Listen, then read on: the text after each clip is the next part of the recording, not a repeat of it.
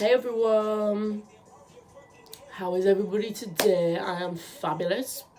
I just want to thank everybody for being so supportive all the time, being so lovely, giving really genuine feedback on everything that I've done so far. As you all know, that a lot of time and effort and frustration goes into these videos, so I'm really glad that you like them. Oh my god, that's amazing. So today I want to talk about toxic relationships and toxic people.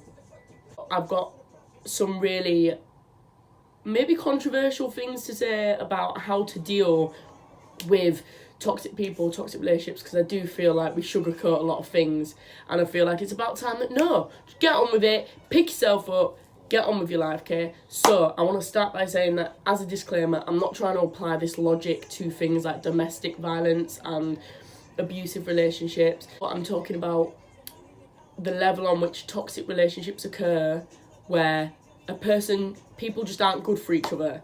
They're just repelling each other, we're forcing it, and it's just not happening. I just wanted you to all know that I'm not trying to be this, person. I could never understand that struggle.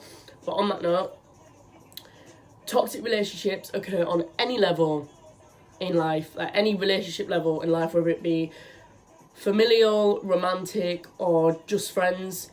But for the purpose of this video, I want to just keep it to friends and relationships because it just makes things simpler, because I know with families, we don't always control the circumstances and it just makes the whole thing more complicated, you know what I'm saying? So, friends and relationships is what I'm going to focus on today. Okay. A second note, just before we start, is that we all know toxic relationships usually occur with people that we value the most. So people that we hold at the highest value, and as a result, it makes it hard for us to establish not only that we're in a toxic relationship, but it makes it hard for us to actually get out of it, because we make excuses for people, okay? So we paint a picture of a person in our minds and we think this person would never hurt us. I just want to jump straight into now, how do we spot a toxic relationship?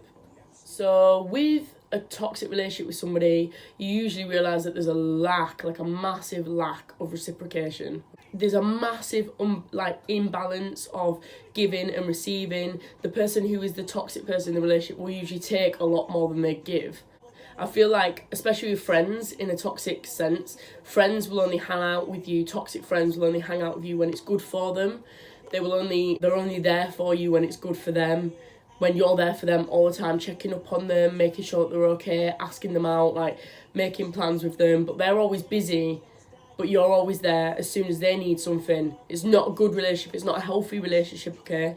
I feel like a lot of it, especially in my experience, was you waiting around for them. I would clear my schedule. Why? I would clear my entire schedule for a person, for them to turn around anyway, 9 out of 10 times and be like, I'm really tired, can we chill another time? And I would make sure that I fit into their schedule, because I knew that was the only time I was going to see them, that was the only time that we were going to hang out. I feel that toxic people, you continue to tell them what is upsetting you. If you continue to tell a person what is upsetting you and they continue to do it, they don't care about you. They don't care. We continue to make these excuses for people, okay? So I've been in that situation before where I've constantly tried to communicate to somebody in a really diplomatic way. I wouldn't even need to argue and just be like, look, bitch, this is how it is. This is how you're making me feel, and I don't think it's fair. They'd be like, yeah, cool. All right, I'm sorry. And then they would continue to do that because they knew that I wasn't going to go anywhere. So the last thing that I want to say is that in toxic relationships, there's usually a massive hierarchy, sense of power situation going on. It's really easy for me to feel like I'm giving a lot more than I'm getting. And as a result, I start to feel quite inferior, I start to feel quite small, insecure, because I know that I'm giving a lot more than this person is giving me. Right. Now, on to the next part, is how do we deal with this? How do we deal with it? How do we deal with it? First point I want to say is that reacting doesn't change anything. Reacting doesn't change anything. Reacting won't make somebody love you. Kicking and screaming won't make somebody want to be in your life, okay? That's the first little point, which links to accepting the situation for what it is. Accept the situation for what it is and accept that there is nothing you could have done to change the behaviour of this person. You couldn't have been more loving, you couldn't have been more attentive, you couldn't have been, you know, more of a positive influence in their life if you tried. You couldn't have done anything differently, because if they wanted to love you and they wanted to hang out with you and they wanted to make the effort with you, they would. That's it. That's all you got to say. I think there's a ghost. So accepting the situation for what it is, nothing you could have done would have been different or changed the outcome of the situation, okay? So first of all, accept the situation for what it is. Second of all, really, really difficult one is if somebody wanted to be in your life, they would be in your life, and that is that. I live 2 hours away from my best friends in the entire world, but we still make time for each other because I need them in my life. I want them in my life. I want to make the effort with them. Bring yourself back down to earth and think, if this person wanted to be in my life, they would. You're only a phone call away. You're only a text away. But they can't even manage that, okay? So what does that tell you? It's not... These days, in a time where social media is making us so connected to each other, and it's so easy to communicate, there is really no excuse. So in my opinion, if somebody isn't connecting with you and somebody isn't interacting with you, it's because they don't want to, and that is the tea, bitch. So another point, really difficult one, is... I feel like it might be a bit controversial. I feel like people won't want to agree with this. One thing that I've had to accept is that it's most likely personal, okay? If I've had people hit me up with the, like, I've been seeing people, and like, if you have the, like, what are we situation, and then they turn around and they're like, oh, do you know what, chick, like, it's not you, it's me, like, I'm just not ready for a relationship right now. If you are in that situation where they turn around and they say, I'm not ready for a relationship, get yourself out, because they are open-minded to a relationship, they just do not want one with you. So you just have to think, not in a negative way, like, oh, I'm ugly, I'm fat, oh, I'm not good enough, oh, what the fuck? Think in terms of, this person isn't right for me, I'm not right for them, and that's fine. Bye. If you use it in a sense that, oh yeah, it's personal, but that's fine. There's nothing wrong with me, because there is nothing wrong with you. There is nothing wrong with you, and the way a person treats you is a reflection of them. But I also understand, and I also have been through situations myself where people use us, they lie to us, they cheat on us, they're cowards, they're just not upfront with how they're feeling, and a lot of people will use us to an end. They will see how much they can get out of us before they're like, I'm done with this. I'm completely understanding that people aren't always virtuous in the way that they treat us. They don't always treat us in the way that we deserve to be treated, and I know this firsthand. I think a lot of us do, but in that same sense, you just kind of have to look at it and think, they're not right for me, that's fine, see you later. And you have no choice but to get on with your life. I saw a quote yesterday that says, self-destruction is not an option, bitch. It is not an option. Which leads me on to my fourth point. I've got pins and needles. I'm back in the room. My fourth and final point is, we need to distinguish between ego and being genuine. By distinguishing this between these two things, you'll be able to understand when a person is acting genuinely and when a person is acting because of their ego, okay? So we see this particularly in relationships. If you start to move on from a person, they'll pull you back in. They'll be like, nope. And you'll 9 times out of 10 be like, oh my god, hi. Oh my god, are we getting back together? This person isn't doing that because they care about you. They're doing it because they're acting on their ego. They feel like they've taken an L.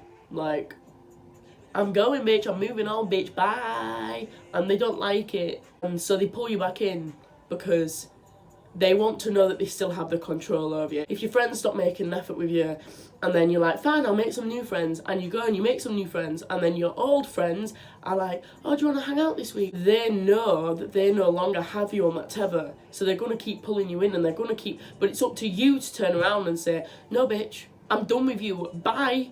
Leave. Get out. And then once you've achieved this and you've understood that a lot of the time in these toxic relationships, people act on their ego, and because we want to make excuses for them, we think that they're good people, we think that they have feelings for us, and then we think that they care about us and that they genuinely, but no, it's not about that. It's the fact that they feel offended, they feel like they're losing control over us. When somebody feels that you're no longer interested in upholding a relationship with them, it does hurt your ego. It does make you think, oh shit, like they actually can survive without me. That's when people start to become more involved in your life. That's when people start to reach out to you and they try and get you involved in their lives again, and you have to say no.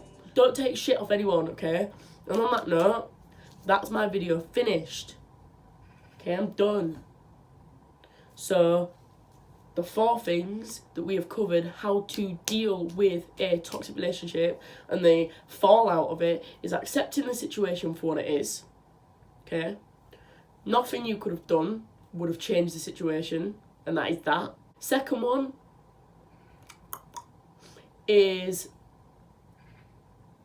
if someone wants to be in your life, bitch, they will be in your life, point blank, period. They would move heaven and earth to be in your life. Maybe consider that it might be personal, okay? He doesn't want a relationship.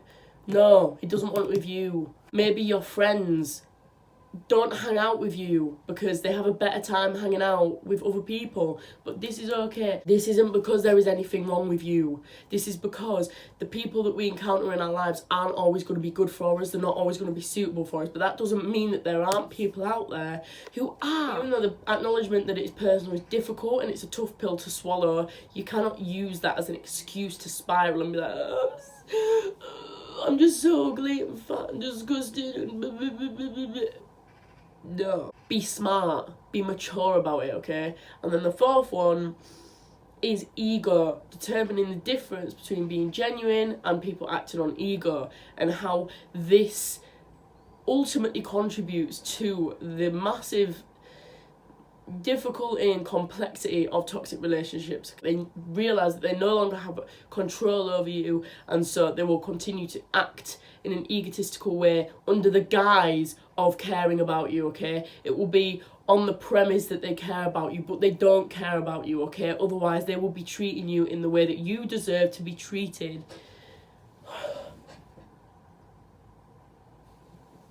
So, ow. With that, I'm gonna go. But I hope somebody has learned something from this video. I hope it is well received, because I feel like I've said some pretty annoying things that people just don't want to acknowledge. But as somebody who's been through many a toxic relationship, I feel like I kind of know. Like, I know, just listen to me. I've got a PhD in YouTube. So it's legitimate, okay? Thank you so much for watching. Thank you for putting up with me. Thank you for keeping up with this video and, you know, just listening to all of my amazing points. Where are they? Here, I've just written them all down here. So thank you for listening to all of my shite. Thank you so much. Have a blessed day. And see you on the flip side.